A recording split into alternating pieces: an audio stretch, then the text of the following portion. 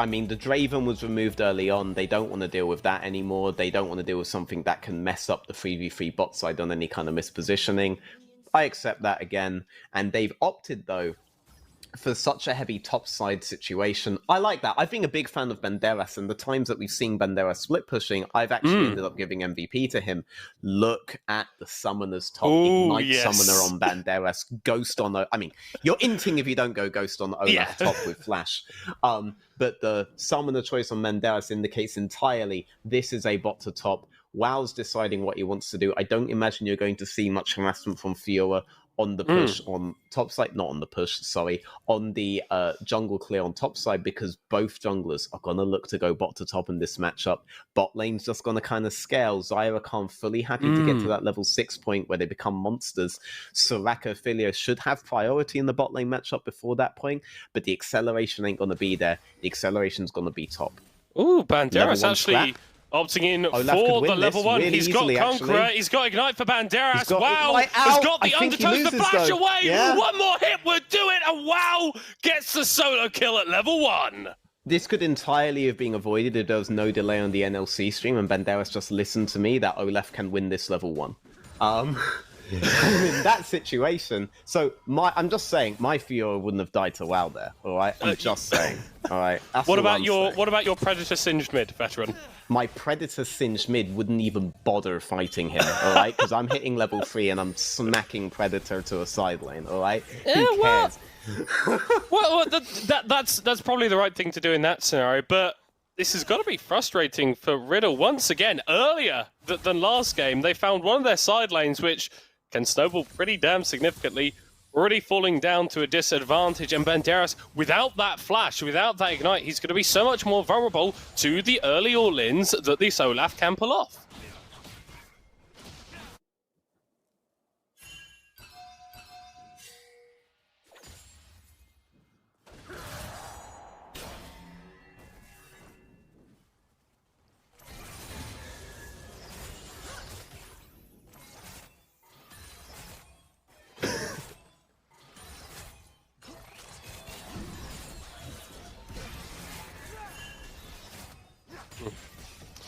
As I believe we're having a little bit of an audio issue with Veteran Speed at the moment, but hopefully we can I'm back, apparently. get it back soon. Oh, are you back? Is he back? Oh, wonderful, wonderful stuff. What were you talking about?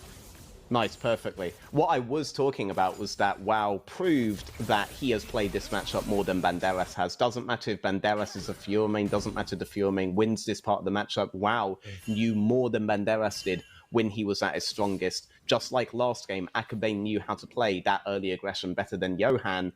Riddle outplayed individually by their counterparts 2 games in a row at critical junctures.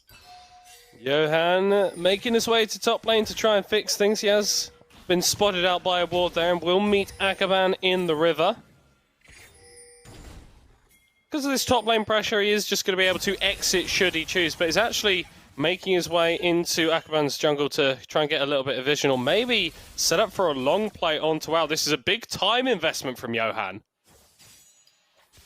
Yeah, it is, but this matchup's very critical, and you are at the point where Fiora can do something, and you need to delay the Olaf snowball, but Olaf, with a more additional AD than he should have at this point, he may be able to sustain it. He's trying to get his Conqueror stacks up with Q, needs to make sure he gets a short Q on this dive into a reset, and he could still have outplay potential. If you don't kill him before the stacks come up, the Ghost could be up very soon, the Flash will be up at that point, he could actually sustain it. It might not be worth the risk for Riddle to go for it in this current state. Well, you see there on the mini-map, Johan sort of just taking the L, taking the reset, but meanwhile Akaman's going to be able to secure a double crab, and once he's going to be back out onto the map a little bit later, he should be absolutely fine with that. Will get the spot on Johan entering the bot side jungle. Jinjo and Kiba trying to pressurize out Kasing and Willite, who just want to make sure this wave crashes. I feel very pleased with myself right now. You know why? Because the thing that I was doing an hour before this was testing Olaf matchups in custom. I knew we were going to see this today. Specifically, do you know what? I'm actually very happy because I was doing some research earlier today as well, and I was looking down the patch notes, and I saw there was actually a very, very critical change, which we could see this game. Veigar had a bug where he wouldn't laugh if he killed someone with his ult. That apparently has now been fixed. So, when we're getting into these team fights, you just gotta listen out for Fire Rain doing a little something like that, and that means that that's more AP going on to this Veigar. That was a very good Veigar impression. Thank you, thank you. Actually, genuinely, really good. I don't know whether that's a good thing or a bad thing, though. Well, I mean, if you're doing a Veigar impression, it's a good thing. Considering I was doing a Veigar impression, thank you very much. I mean, I think the bigger change for me would probably be the range change that Veigar got on his Q. Oh, yeah, go on. Yeah, go on. Color casters, you're all the same, man. And that kind of allows him to match up with this Jace matchup and with AD matchups in general. Like, there is the perspective, if the Veigar pick works out, to do him early on as a flex and go for stuff like Kiba's Fresh, Kiba's Nautilus displacement champions with heavy CC. We could see a 2v2 top, though. Yeah, I think Riddle just about saw Akaban go into that bush before the ward dies, so... Yeah. NORD don't know that Riddle know at the moment. And yeah, but a good thing there is whether Banderas has bone plating or not. He popped bone plating on WoW in that trade. If Banderas gets bone plating up before the next, which Olaf's not going to allow with the axe, then maybe they could have an advantage in defending that dive. It's all about that kind of timing there, right? Bone plating timings matter a lot. Olaf has a significant advantage in his Q being able to proc that versus Fiora, who has to engage into melee range to proc it with her Q. Oh, hold on. Look at mid lane. Fire Rain potentially getting caught out, but the cask will bop him to safety. Still flash down on the Veigar, so repeat gank a possibility. But overall, this game has been a lot slower paces. Hold on in the top lane. Banderas! Nice. Not quite able to get a solo kill onto WoW, but absolutely not phased by falling down at that level 1.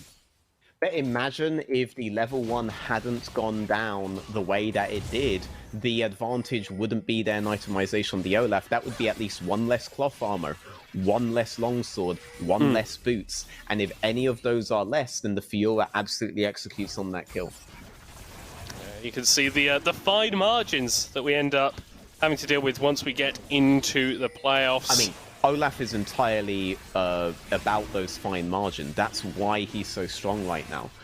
The ultimate cooldown on him is only 100 seconds, whereas the ultimate cooldown on most other top laners, like the Jax, like the Fiora, like the Tryndamere, like any other top lane you can think of that should be a dominant bruiser, is between the 110 to 120 second range. So Olaf always has that 10 to 20 second timer where he has his full combo up and you don't. That's what makes Olaf so absolutely dangerous in top lane right now, especially if you let him get towards 6.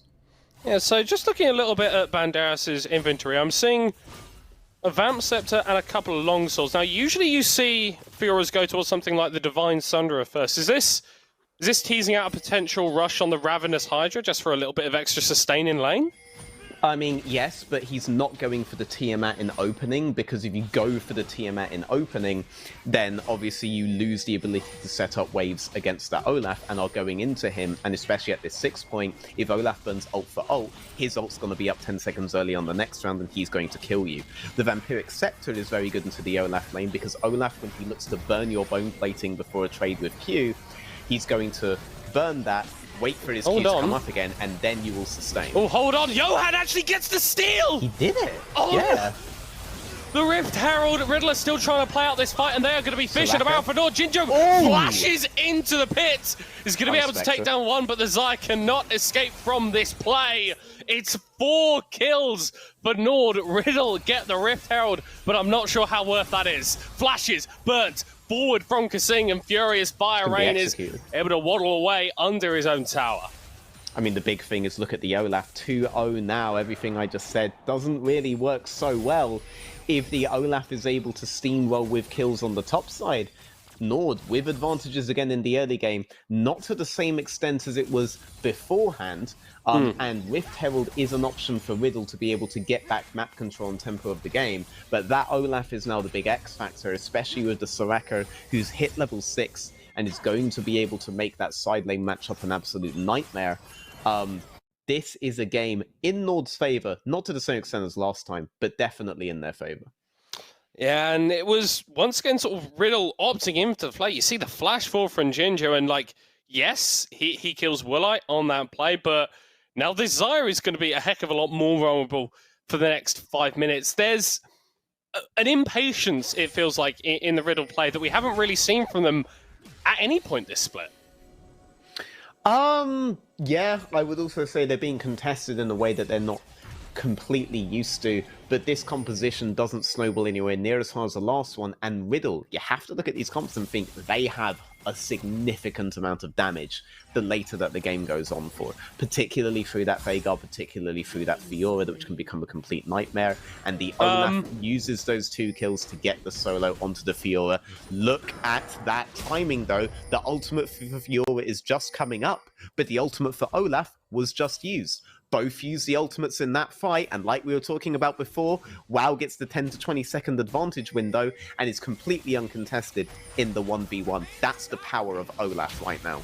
Oh, Fury bonked back in the mid lane, nowhere to go. Fire Rain with that killers. Hold on, Akaban also being jumped onto by the Riddle jungler. Rift Herald going to be summoned in the mid lane, try and pick up a couple of plates, and yeah, Riddle again making their own play and getting a bit more gold onto Fire Rain. Yep, I mean, a good play by Riddle. If Banderas hadn't died top, this could actually be a big tempo swing for them, because off of that control, they could have buffered up top lane. Olaf wouldn't be able to all in on that window, but again, the Olaf CD being what it is, I can't say that's me or if that's on the screen. Yeah, I think we've just had a little bit of an issue. Can't quite see the game at the moment. But Banderas, he has his ultimate now, and Olaf doesn't. So, wow, he's looking to absorb this wave coming in. He doesn't want to be fighting right now. And then the Olaf ultimate should be up on the next 2 waves as Olaf looks to crash. So the next phase is going to be a decision between making a dive on top or making a heavy play for this Drake. NORD, with their advantage, can look to make a play on 2 sides. Play hard for the Drake, while Banderas uses his threat to shove in the Fiora and shift into mid to accentuate that Drake play. But the point there is, NORD can play wherever they want right now, and it becomes a good decision. Yeah, and I mean, that's sort of what the Olaf can function as in the mid game if he does get this early game lead. He's just something that is always going to get pressure in top lane, and you can always have him rotating first to the rest of these fights. And that's emphasized by the fact that Banderas has gone for this Ignite. He's not got a TP, so this Fiora can't just collect waves fine under their tower. If they do that, then Riddle are going to be in 4v5 situations around these objectives. Kiba going very far forward, and he's going to be able to get a knock up there onto Woolite. Jinjo can pull the feathers back, goes into the sky, getting the charm down onto the Aphelios as Johan trying to find something for Riddle in the bottom lane, but nothing to be found. And if they don't find something with their burst, the Soraka will make the trade an advantageous trade for NORD. Mana is not the issue here, HP is, and Woolite, he was 200, 300 HP away from death. Now he has more HP than Jinjo does, because Sing's the only one really trading there, but he's traded to Kiba's level.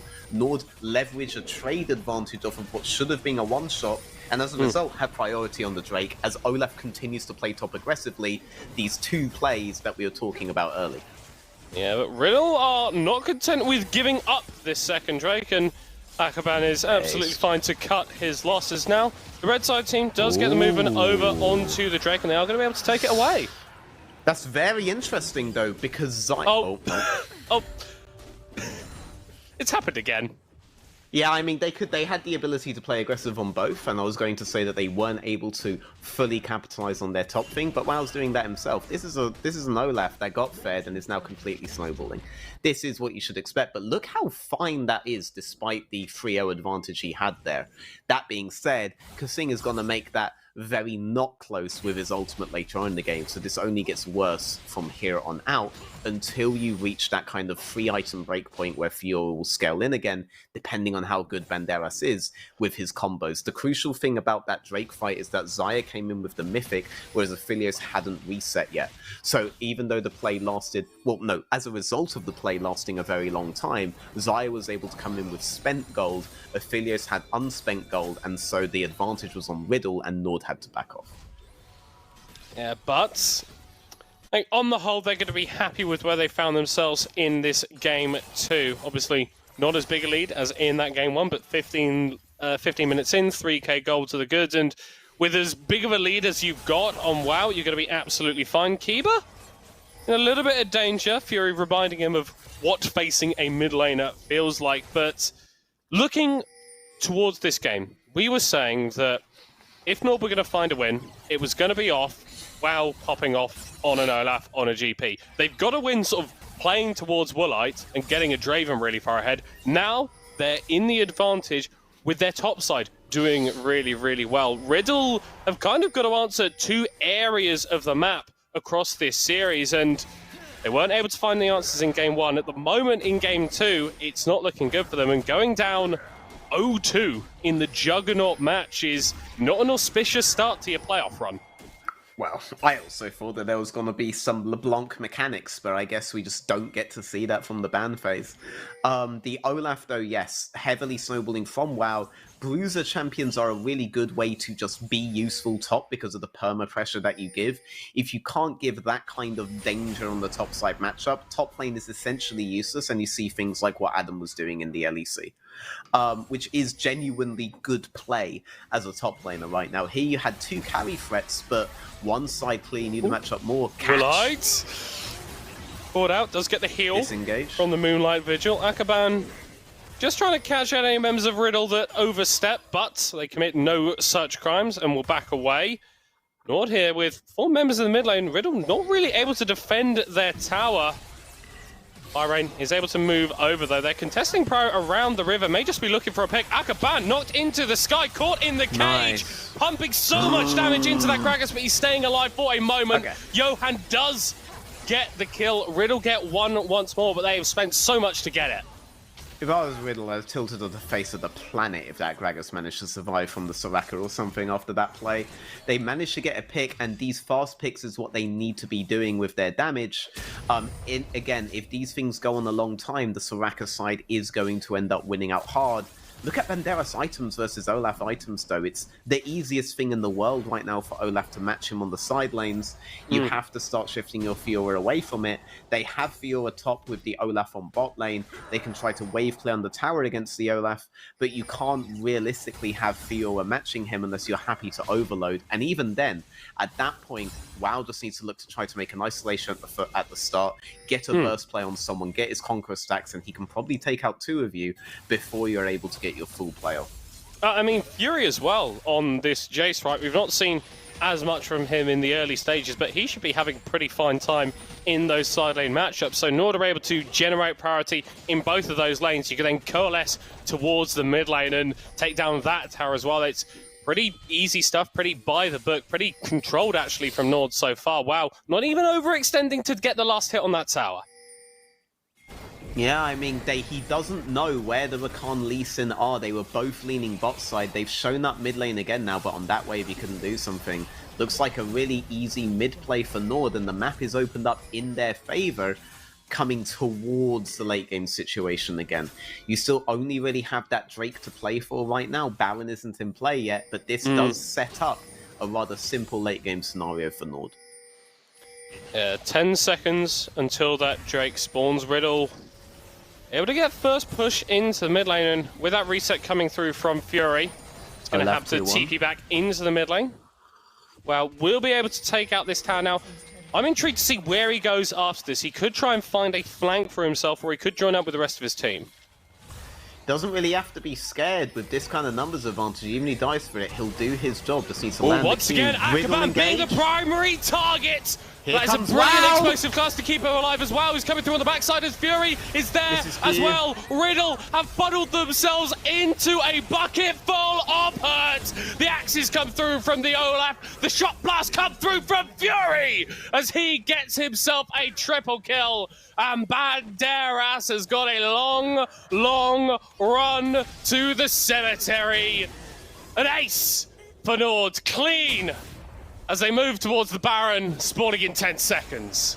Riddle had to make a play away from this heavily snowballing Olaf, and when they saw the Olaf pivot off the tier 1 on bot lane towards them on that Drake play, they were like, okay, we have to all in now or never, and it was never. And NORD are able to run away with the kills. The Veigar cage only able to satisfy the Jace, but the Olaf ran straight through it, and he was already a monster at 4-0 kills, and there was nothing to be done. All you could do was run. The fight's already started here. The fight's already over, honestly, at the start of this replay, and look at the HP bars on Riddle here. They're not able to do anything. If they couldn't make something work on the initial thing, then they weren't going to get anything. They needed this Fiora matchup to get off, but the Fiora already misjudging on the first level, already at a huge disadvantage, and the Olaf running away with the game. This is a NORD that a week ago lost to Riddle for the second time in the regular split. I think they took that personally, to be honest. They took that personally as hell, because they have really showed up in this series, and Riddle emphatically haven't. Now, the winner here today is not sending anybody home. NORD, if they win, if they're able to close out this game, if they're able to close out the series, they put themselves in a spot in the final, and it is not the end of Riddle's journey. But if you lose the series in the fashion that we are seeing from NORD, then I'm not sure I want to play another best of 5 against this team. Look, man, eyes on the prize. Yes, NORD are 2-0 up. Yes, NORD are basically assaulting your base at 21 minutes 2 games in a row. But the prediction race is still all there to play for, okay? We all predicted Riddle, so we maintain even, so I still stay first place. It's not over where it matters the most. Unless you're employed by Riddle, in which case, good luck. Yeah, it's a back to the drawing board series, regardless of what happens. I mean, we could still see Riddle rally in this game, rally in this series, and be able to push down NORD, but almost 10k gold down at this point. It's been a bad day in the office. Baron has still got another minute left on it, and I'm sure this is another inhib just going to be falling down. Riddle are going to be forced to defend. They get the knockup through onto WoW, but Jinjo is already 30% HP, has to feather fly to avoid a cast from downtown, and NORD, it feels like they're playing with their food at this point. I really respect it, though. Like, I think a strategy where you can control a pick like the Olaf through the entire composition works against an Olaf main, but one where you're thinking we either get the lane matchup that's favourable to us, or we get the Galio composition with no Olaf on their team, that's never going to work here. Right? That's just not going to work, because a one-trick like WoW, who loves these bruiser-heavy champions and plays like 2,000 Olaf games, he's not going to care. You think this is the first time he's had a disadvantageous matchup. The rest of your comp doesn't do anything to him.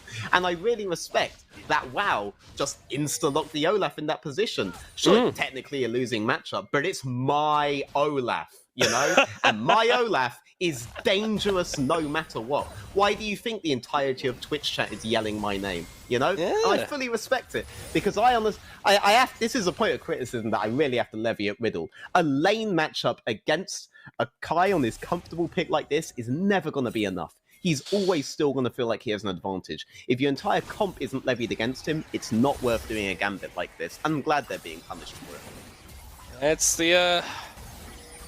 It's the nature of having a champion like an Olaf in your pool. It's something that teams have to respond to, because it can completely change the way that a game goes. And if you don't respond to it correctly, then this is the sort of thing that happened. NORD weren't able to take any additional inhibitors on that push in the mid lane, but now posted up on this top lane tower. They do need to be careful. They've not got the best siege. Well, they've got a decent siege, but you are going up against a Xayah, against a Veigar, who can defend these structures pretty damn well themselves. I love how, with the inevitability of the Olaf running at you, you're just dealing with this Jace permanently throwing EQs out at any objective you try to defend. It looks so brutal playing against this composition right now, especially given that so many of the team can extend forward, knowing that Kasing is going to be able to just spam Ws and get them back up, unless they're able to get one shot and there's nowhere near one-shot position. This Veigar is only on Needless. He's not on Rabadon's yet, and he needs that Rabadon's ASAP before he's able to comfortably get through the sustain of the Kasing. Otherwise, he may as well not be in the game. They were relying on the Fiora to give them the time for the Veigar to scale in, but that hasn't worked. As NORD now post themselves up on this top lane tower, it's just a little bit of damage, a little bit of poke, the wave gets cleared out, and then we do the entire dance again in 30 seconds. That tower not long for this world, and the issue is Riddle are going to have to deal with multiple things. There's a super minion wave pushing onto their Nexus tower. You've got WoW in the mid lane on this inhibitor, and yes, you can respond well at the moment, but you are always going to be losing out on something. Don't think WoW cares. His passive gets active the lower you drop that HP. Oh. And there goes Jinjo. Yeah. He didn't even activate ult or flash. Wait, he didn't really have an opportunity to. The engage from Akavan was a little bit too swift onto the Riddle AD carry as NORD rotates into the central lane of Summoner's Rift, clear out the inhibitor and stamp their authority down on this game. Not as rapid as game one, but my oh my, just as dominant. If I'm NORD, I'm really complaining about the lack of face cams. I want to see the despair on my opponent's face. I want to witness the hope just leave their bodies, you know, and let that fuel me in towards the next game. You know, you want to know that you've not just dominated them on the Rift, but as human beings themselves. And I think that is an example of broadcast just favouring Riddle overall by not allowing NORD to see the light in their eyes fade one last time. I'm not sure it'd be particularly pleasantly viewing for any Riddle fans, but you've got to ask questions, right? I think the NORD fans would love it. but you've got to ask, like, this is emphatically not the same NORD. It's emphatically not the same Riddle. Do you feel like this is a case of NORD playing up, or a Riddle just not having a good day on Summoner's Rift? I think the first game really set the priorities for the rest, and I don't think that Riddle had a good plan if NORD decided to go all in on the one part of the game that they were really, really good at, right? It's not usual that you see a team plan around their strengths at this level. That's something higher teams do. Higher teams all in on what they're already good at and try to push that through towards the enemy nexus. You're too used, I am at least too used, to seeing an ERL team try to make up for their flaws and try to become a more complete team. NORD made the right decision there, Riddle weren't able to predict that, and I think as a result they've just come into this series more prepared. Certainly looks like it, as they are on the Baron. It's dropping relatively low, but they are stopping DPS as well as going forward onto Jinjo, and there is very little that Zai could do to dislodge the Olaf away from her. Johan getting the kill onto Kasing. Fury dead as well. Hold on! Riddle, you're not going to turn this game around. There is no way that you turn this game around. Banderas with the shutdown. The Baron has just reset. There's only 2 members alive here for NORD. Riddle, they're going to get this Baron. Soraka down was absolutely huge. NORD have been utilising the Soraka to take potentially losing trades, but win them out the whole time. WoW was heavily engaged. The Veigar has the Rabadon's complete that we were talking about being incomplete before, and is able to get the burst out on anyone. No way. People have scaled in. They're down 2 inhibitors and every tier 3, but they have scaled in. This could be too little too late, but you're seeing the strength of the Riddle composition that the Fiora was supposed to get them to. The Fiora didn't get them to it though. Time has. Time wins all battles. Can it win this one for Riddle? Well, I mean, I've heard that time is also money. And in terms of money, Riddle are right back up there with NORD. From a 9,000 gold lead that NORD were commanding just a few minutes ago, that is basically irrelevant at this point. Yes, those inhibs are going to be causing a pain for Riddle for the next couple of minutes. Yes, they're going to have to defend against an Infernal Soul in a couple of minutes' time. Yes, NORD are still going to feel in the advantage, but in Game 2 of this series, Riddle still in with a shot. Relevant hasn't played in the ERLs for a full year, man. Keep up. You got me.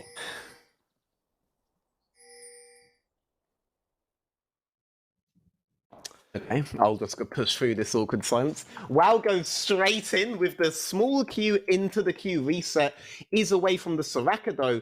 Jace dives with him, and because of this, the Soraka is isolated. They get the full burst on towards the side of Riddle there. That full burst means, yeah, I mean, it's completely free for Riddle to go through and take that Baron. Can't quite be there. Yeah, I'm here. Oh, yeah. I'm here, Patrick. Okay, Just cool. listening to you. Everything went blank for me there, but I think that was just on my end. Okay, cool. Yeah, no, the full burst goes out on the isolated Soraka. Isolation is something we've talked about a lot, and obviously when you have a comp with burst and with lockdown, that isolation is something that you need to be given. Theoretically, the Lee Sin gets it for you there, but NORD had to hand it to Riddle through their own decisions with that double dive plus Soraka, while the other two are on back. Akabang gets caught, gets killed!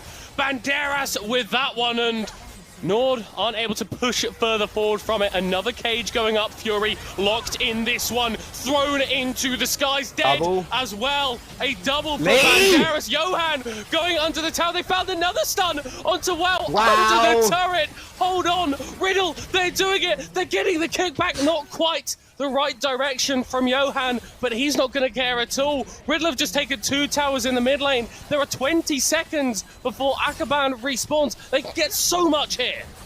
Johan, baby, buddy, I have higher standards for you, okay? I'm just saying, alright? When it Are they comes to gonna your go friend? playing, I have higher.